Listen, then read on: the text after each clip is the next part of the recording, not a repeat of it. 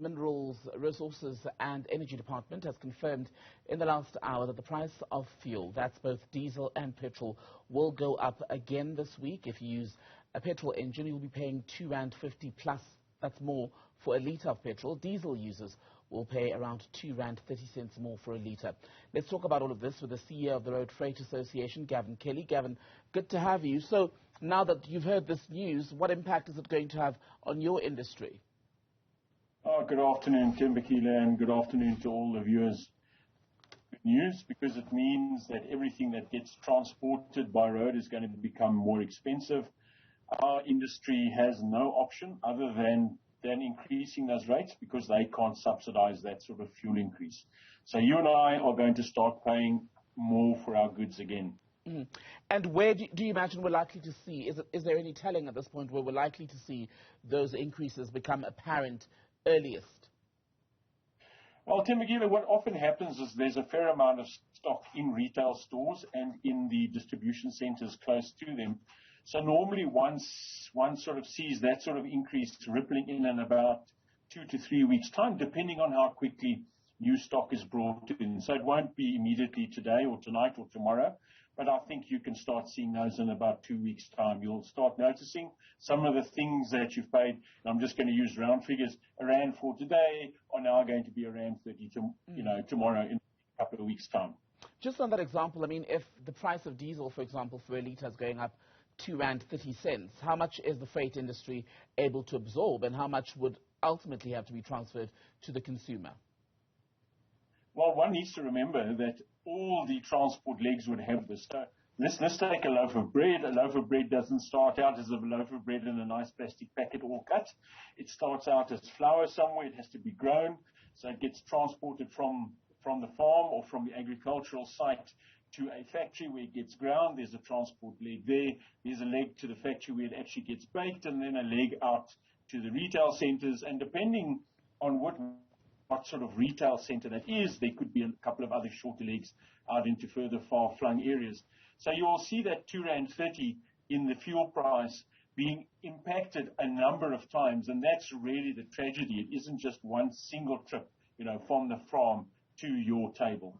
And within the sector itself, I wonder if it matters at this point whether one is in the long-distance business or if you run a bakery, for example, and you deliver locally or within a province. Well, if you're transporting, there's going to be an increased cost. So even if it's the local baker down the road, and let's say he actually sells his wares at the front of his shop and he bakes at the back of the shop, I don't know if there's still any like that exist. But obviously his raw materials or his goods coming in to make that piece of bread or that loaf of bread, so his oils and his margarines and his flours and all of those sorts of things are going to impact. So unfortunately, whether we like it or not, whether you're close or far from the actual farm, there is going to be an increase. And I think as further away you move and the more different types of industries you have in between where the loaf of bread is actually baked and where it's sold, you will feel an increase. The increase in costs is perhaps the more obvious impact, right, of these fuel price increases. But how is the freight sector likely going to have to relook the way in which it does business? Where else can you afford to make up for the increases? Thembekile, it's a very, very good question, because really, at the end of the day, there are three big areas that transporters are involved in. One of them is in holding stock or in putting it into warehouses, obviously. The second part is around distributing it to large retailers or to customers of theirs.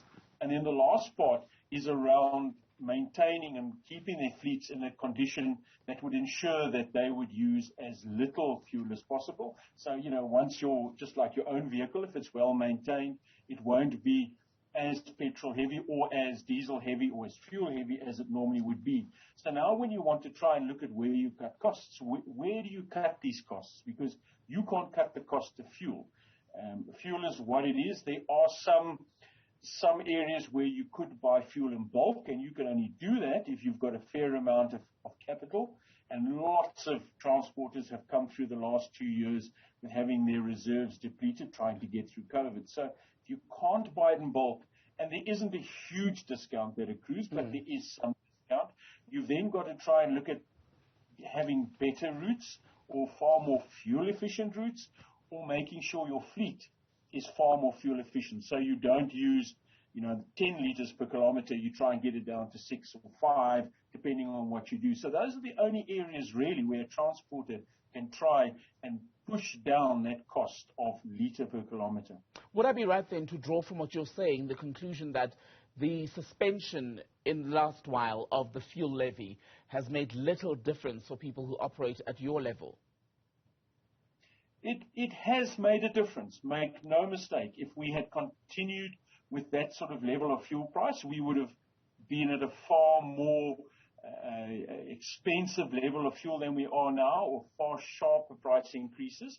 It has made a difference, but it doesn't make a huge difference. It's not as if it's 50% of the fuel price that has been taken away. It has given some relief. Long-term solutions, what do you think should be done? I mean, at the moment, there's a lot of pressure politically for government to redraw or at least work out a different formula for the calculation of the fuel price overall. Given that you buy in bulk as a sector, what would work best for you? Is that the saving grace, you think? Well, I think, Tempegile, one of the reasons why we have taxes on fuel is because the model is that we sell billions of liters of fuel across the country. And if you wanted to generate a revenue as a government from somewhere, you could do it on a commodity where there are huge amounts sold, and you can add a small price to it. Small price, 10 cents, 20 cents. I know it's now sitting at a couple of rand a litre. But if you then had to take that amount of money that you're raising, let's say you're raising 50 billion rand, I'll just round the figures off, 50 billion rand a year, and you now no longer want to take it off fuel because you want to save in terms of the cost of transport in the country. Where do you go and find that 50 billion rand? And I think that's the discussion we're all having. Do you go to VAT, for example, and do you say, well, I'll put VAT up by 1 or 2%? And what effect is that going to have, especially on the very, very poor?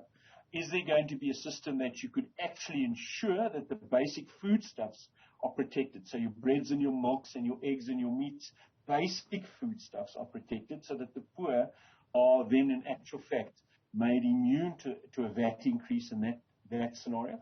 Or do you go to corporate and private tax? And that's really the discussion, is that we need to find a system that evens that 50 billion that you need to go and find. And again, I'm just using a round figure.